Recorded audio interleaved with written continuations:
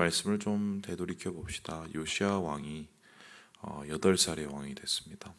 8살의 왕이 된다는 것 자체는 비정상적인 상황이었다. 자기의 아버지 아몬이 살해되었고, 그런 암살 뒤에 어떻게 보면 수렴청정을 거쳐서 왕좌에만 오른 것이 되겠는데, 어떻게 보면 어머니의 영향력일 수도 있고 또 hil기야 제사장의 영향력일 수도 있지만, 하나님께서는 요시야를 통하여서 이제 대대적인 이제 종교 개혁을 준비하고 계셨다. 그 말씀을 이제 보게 되었습니다. 특별히 이제 열왕기 기자는 이 종교 개혁의 시작을 역대기 기자하고 좀 다르게 율법책을 발견하는 것부터 시작을 했습니다. 왜냐하면 아무리 좋은 일을 하려고 하고 또 아무리 새로운 일을 하려고 해도 그 기준이 되게 중요한데, 어떤 기준에 따라서 우리가 새로워지고 어떤 기준에 따라서 우리가 뭔가 달라질 것인가, 그 기준을 바로 율법으로 본 것입니다. 그래서 말씀을 통해서 길을 찾고 말씀을 통해서 뭔가 해법을 찾았던 것이 이제 요시야였고요. 그런데 그 말씀이라는 게 굉장히 충격적이었고, 자신들의 서 있는 이 위치가 멸망을 곧 눈앞에 둔 위치라는 것을 신명기 말씀 통해서 깨닫게 되고는, 회개하고 돌이켰을 때 하나님께서 그의 모습을 보고 이 유대의 수명을 연장을 시켜주시는, 그래서 요시야는 31년을 총 다스리게 되는데, 요시야가 살아있는 동안에 그 한 사람 때문에 유다라는 곳은 이제 운명을 달리하지 않는, 더 뭔가 기회를 갖게 되는 그러한 시간이 어제 있었다. 어제 우리가 그걸 보았습니다. 그 이후에 이제 역대기 기자와 마찬가지로 요시야가 단행했던 이제 그 개혁, 그게 어느 수준인지를 얘기하고 있는데요. 그 시작을 이렇게 이야기하고 있습니다. 우리 함께 우리 2절의 말씀을 같이 한번 읽어보도록 하겠습니다. 시작. 이에 왕이 여호와의 성전에 올라가매 유다 모든 사람과 예루살렘 주민과 제사장들과 선지자들과 모든 백성이 노소를 막론하고 다 왕과 함께 한지라. 왕이 여호와의 성전 안에서 발견한 언약의 책의 모든 말씀을 읽어 무리의 귀에 들리고. 그러니까 이것이 신명기 말씀이었으면 모세가 얘기한 것이고, 모세가 이 말씀 율법을 썼을 때와 마찬가지로 이제 똑같이 요시야도 백성들에게 그것을 읽어내리기 시작합니다. 한자도 빠짐없이 조목조목히 읽고, 그들이 어떤 죄를 짓고 있으며 그 죄가 어떠한 끝을 향해 달려가고 있는지를 깨닫게 해주죠. 그리고는 사람들에게 물어봅니다. 이것을 지킬 거냐? 그랬을 때 3절에 이렇게 얘기하고 있는데, 이 언약의 말씀을 이루게 하리라 하셨을 때 백성이 다 그 언약을 따르겠다고 결의를 합니다. 그러니까 하나님과의 언약을 다시 새롭게 하는 언약 갱신이 이루어지게 되는 거죠. 변하려고 마음을 먹으면 마음이 먼저 하나님을 향해야 됩니다. 왜냐하면은 안 그러면은 뭔가 상황이 괜찮으면은 계속 이래도 되나 보다 싶은데, 좀 이상해지기 시작하고 좀 뭔가 고통스럽기 시작하면 금방 회딱 마음을 뒤집어 버리기 때문입니다. 그래서 이 언약 갱신이라는 거, 뭔가 하나님 안에서 새로워지기 원한다면은 말씀으로 철저히 우리를 비추어보고 그 말씀 앞에서 철저히 결단을 해야 이 결단을 통해서 새로운 일들이 일어나게 되는데요. 하나님께서는 요시야를 통해서 이러한 말씀을 듣게 하시고 그다음에 깨닫게 하시고 그것을 따르게 하셨다. 오늘날도 되게 중요합니다. 돌이켜야 돌아오시는 거고, 그죠? 그리고 결단해야 변하게 되는 겁니다. 그래서 하나님께서 이런 일들을 이제 요시야 왕의 때에 이루게 하셨다. 그래서 자발적인 갱신과 자발적인 변화가 일어나게 되는 거죠. 그리고는 그 변화가 어떻게 이루어지게 되었는가? 여러 가지 얘기가 있는데요. 우리 함께 8절의 말씀을 같이 한번 읽어보도록 하겠습니다. 시작. 또 유다 각 성읍에서 모든 제사장을 불러오고 또 제사장이 분향하던 산당을 게바에서부터 브엘세바까지 더럽게 하고 또 성문의 산당들을 헐어버렸으니 이 산당들은 그 성읍의 지도자 여호수아의 대문억이 그 성문 왼쪽에 있었더라. 일단 요시야의 개혁은 이제 예루살렘으로부터 시작이 됐습니다. 그래서 예루살렘 성전을 깨끗게 하는 일이 일어납니다. 그리고 예루살렘을 갱신하고 그다음엔 유대 땅을 갱신합니다. 보시다시피 게바에서부터 브엘세바라고 하는데 이게 유대 땅의 영역을 뜻하는 거예요. 그래서 예루살렘 성전 자기 주위를 개혁을 하고 그리고 그 자기부터 개혁을 한 것이 결국 주위에 있는 더 넓어서 우리의 주변에 있는 모든 것을 개혁하게 하는 점점 커지게 되는 부흥은 나로부터 시작된다. 그죠? 갱신도 나로부터 시작된다. 제가 변해야 내가 변하는 게 아니라 내가 변해야 제가 변하는 겁니다. 그죠? 그런데 여기 참 재밌는 게 있는데요. 우리 함께 7절을 한번 보실래요? 여호와의 성전 가운데 뭐가 있다고 얘기합니까?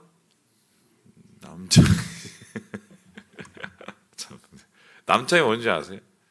요즘으로 이제 말하면 호스트바의 호스트입니다. 호스트. 예, 호스티스가 아니라 호스트입니다. 예.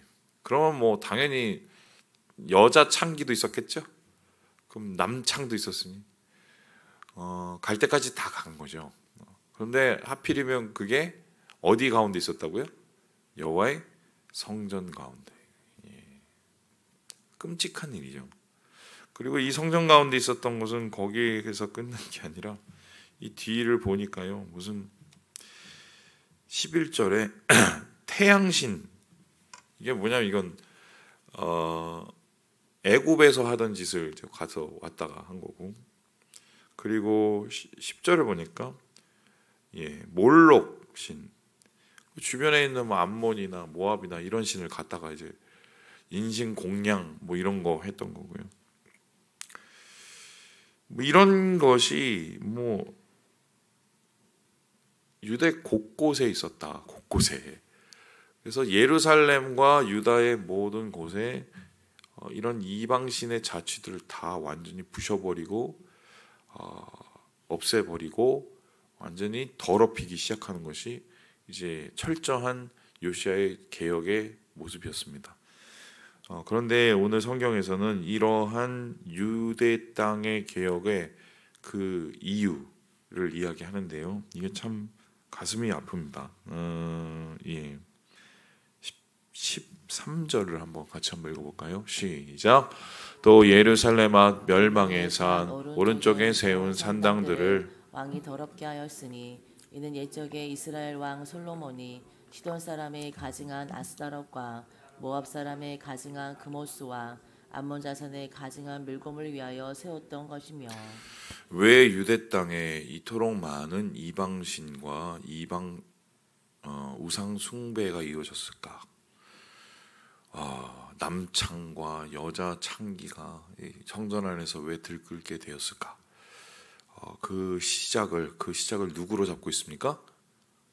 이스라엘 왕 누구라고요? 솔로몬.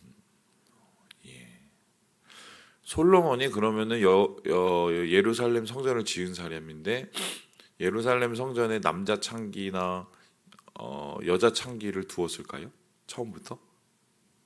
그렇지는 않았습니다. 이게 어떻게 된 거냐면 솔로몬이 소위 말해서 평화 정책이라는 걸 하지 않습니까? 평화 정책은 말 그대로 주변에 있는 나라들과 이게 싸우지 않고 평화적인 관계로 서로 잘 지내는 걸 의미합니다. 뭐 어떤 나라하고는 형제 간의 관계를 세우고 어떤 나라하고는 군신 간의 관계를 세우고 뭐 이러면서 형 아우 동생 뭐 아니면은 임금 신하 이런 관계로 이제 그 싸우지 않고 서로 뭐 재물을 갖다 바치고 또 거기에 담례를 하고 뭐 이런 일들이 이루어지는 것이죠. 우리로 따지자면 옛날에 그 명나라 4대하듯이 뭐 그런 일들이 이제 솔로몬에게 있었다. 그래서 그 평화 정책의 가장 핵심적인 내용이 뭐냐면 결혼하는 겁니다. 혼인 정책. 그러니까 그쪽에 있는 뭐 예를 들어서 애굽에 있는 사람하고 잘 지내려고 한다. 애굽 왕하고 그러면 애굽 왕의 딸을 데리고 와서 자기 아내로 삼는 겁니다. 그리고 자기 딸을 애굽 왕에게 주는 거죠. 이제 그러면은 서로 상호간에 피를 섞게 되는 거죠. 그러면은 아무래도 평화가 이루어지게 되겠죠. 그런데 그렇게 혼인 정책이 거기서 끝나는 게 아니라 애굽 왕의 딸이 오면은 그냥 오는 게 아니라 그의 신하들도 오고 그와 함께한 여러 몸종들도 오겠지만 그의 문화도 온단 말입니다. 이 당시에 그 문화라는 게 뭡니까? 대부분 다 종교였어요. 종교. 제가 요즘에 그런 거 제가 좋아하지 않는데 일부러 이렇게 찾아봤습니다. 뭐 요즘에 하도 무슨 뭐 나는 뭐 소울론이 뭐 이런 거 끝사랑 뭐 이런 거 아세요?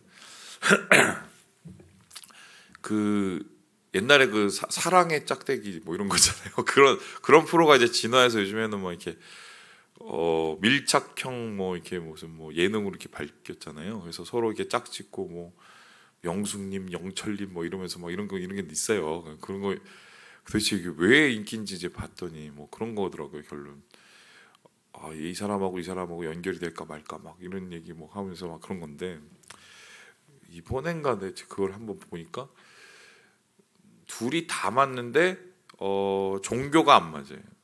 그러니까 남자분이 이제 좀 독실한 크리스찬인 것 같고요. 여자분은 그 크리스찬하고 결혼해서 질려갖고 이혼하신 분인데 막 그 분이 막 그걸 가지고 와 고민하는 얘기가 이렇게 나옵니다. 여러분 만일에 그런 상황이 되면은 결혼을 하라고 하겠습니까? 하지 말라고 하겠습니까? 어떻게 할 것 같아요? 예전 같았으면 전 그렇게 생각했어요. 왜냐면 뭐 그냥 요즘에 사람도 없는데 그렇게 해서 그냥 한 명이라도 전도해서 교회 데리고 오면 되지 이렇게 생각을 했을 텐데 뭐 지금도 뭐 그런 생각이 없잖아 있기는 하지만 요즘엔 진짜 비추입니다. 비추. 왜냐면 신앙이라는 거는 이거는 선택과 무슨 동화될 수 있는 게 진짜 너무 오래 걸리고요. 어떤 신앙을 갖느냐는 그 사람의 인생이 어떤 거하고 진짜 너무 깊은 관계가 있기 때문에 사실 그러한 문제를 작게 보고 결혼을 했다가는 그만큼의 엄청난 정말 대가가 있어요. 물론 제가 아는 어떤 권사님은 그러더라고요. 이 남편을 여기 예배당에 데리고 오는 게 자기의 사명이었다고 평생에. 그러려면 뭐 모르겠지만 그 평생의 사명을 가지고 저는 만일에 예지가 그런다면 전 진짜 완전 비추에 그냥 반대가 심할 것 같아요. 왜냐하면 그럴 문제가 아니에요. 이 대표적인 이 상황이 솔로몬이 그렇게 된 거예요. 그건 뭐 그냥 하던 대로 그냥 데리고 와서 그럼 자기 집에다가 하나 지어줄 테니까 그 섬겨. 이 잠깐의 빈틈이 결국은 어떻게 돼요? 유다를 이러한 나락으로 떨어뜨리는 시작이 돼버리고만. 그래서 신앙의 문제는 절대로 타협할 수 있는 영역이 아니에요. 제가 경험을 해보면. 그래서 오늘 말씀에 바로 그 시작의 이 솔로몬의 그 죄를 이제 드러내고 그것을 다시 뒤집어 버린 게 바로 요시아였다 이렇게 얘기를 하고 있습니다. 그리고는 이제 요시아는 어떤 일을 행하게 되냐면요.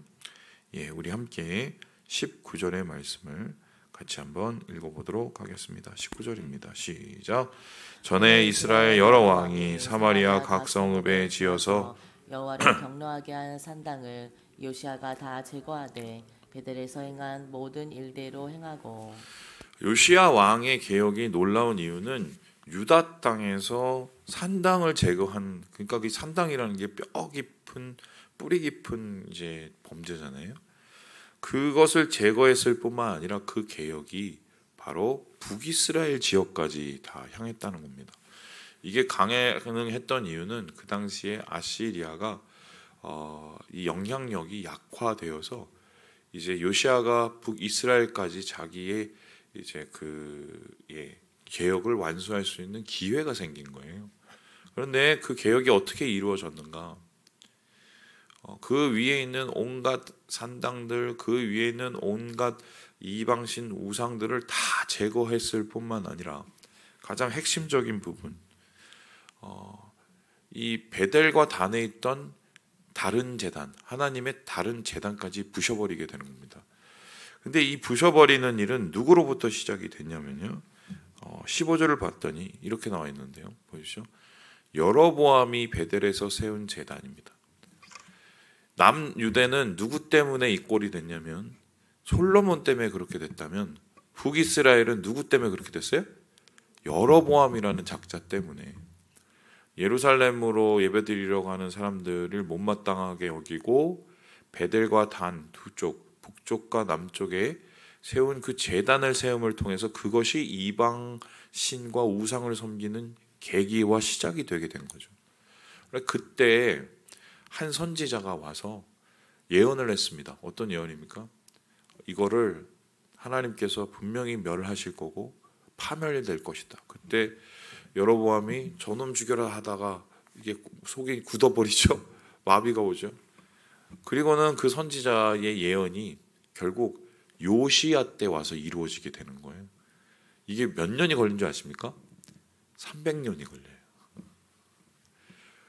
이 300년 참 어마어마한 시간이긴 하지만 이것도 무시 못하는 게 하나님은 하신 말씀을 반드시 이루신다. 하나님은 그런 데에서는 철두철미하시고요. 그렇게 말씀하신 개혁을 비로소 요시야 왕 때 와서 완수를 하시고, 이때야 비로소 남과 북 이스라엘 온 땅에 소위 말해서 이방 신과 또한 우상들이 다 뿌리 뽑히고 모든 상당들의 나쁜 문화들이 사라지게 되는 처음이자 마지막이 된 상황입니다.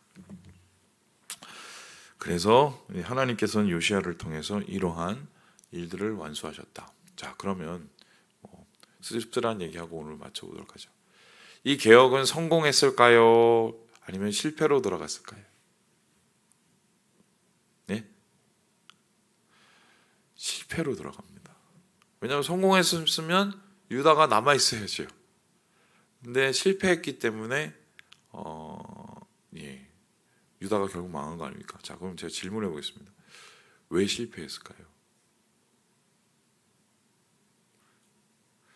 겉으로 보이는 신상, 겉으로 보이는 우상, 겉으로 보이는 산당은 다 제거가 됐는데 유다 백성, 이스라엘 사람들의 마음속에 있는 우상, 신상, 산당은 제거하지 못해서